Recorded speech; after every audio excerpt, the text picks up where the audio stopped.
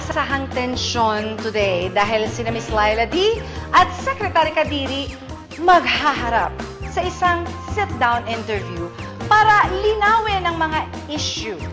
Okay, first things first. Ano ba kasi talaga ang pinag-aawayan ninyo? Regine, as you know, inaakusahan po ako nito ni Secretary Kadiri na I'm into drug trafficking. That's not true. Which, according to our investigation, is true. Sangkot ka sa talamak na drug trafficking. Nagtatraffic ka sa kalye na nakadrug, which is causing more traffic and chaos. Hindi ko po kayang gawin or ma-involve po sa ganyang mga klaseng aktibidades. We have the video to prove it. At kitang-kita na din nung may mga relationship ka with the TODA drivers na kasabwat mo pa sa drug trafficking activities mo. Ay, in fairness, Miss Laila D., may mga kakaibang closeness ka daw sa mga drivers. Katunayan yung, di ba, yung dating driver, nagkaroon kayo ng involvement or something? Because naturalmente, Miss Regine, I have to be close to the person who is driving the tricycle or the car. Kasi if I am not close, di wala ako sa loob ng tricycle. Alam mo naman, kumonvoy ako habang naglalakad. Nakakapagod po yun. I categorically deny those allegations. Those are nothing more than cheap tactics para marungisan nyo ang aking credibility as the leader and lawmaker of this village. You really have nothing to hide. Why not surrender? Bakit kailangan pang mag-seek refuge sa bahay ni Regine? Ay, oo nga naman. I'm not hiding.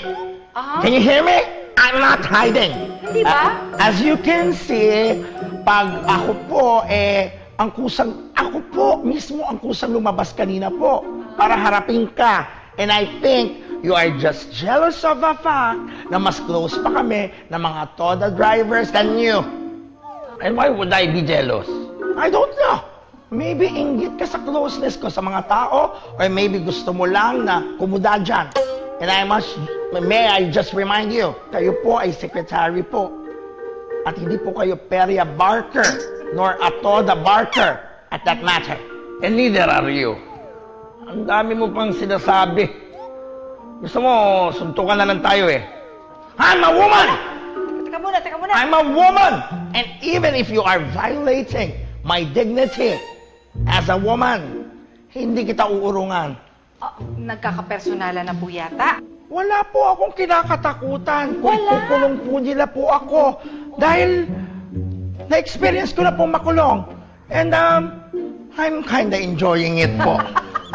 No, I'm just kidding. Hindi po ako papayag na makulong po ulit.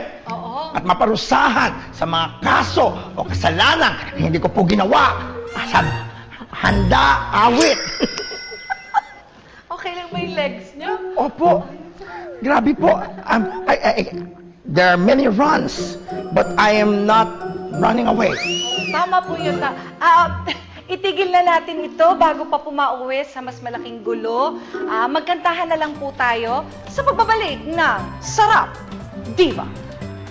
Narinig mo yun? Magkakantahan daw tayo. Handa ka na bang kumanta po?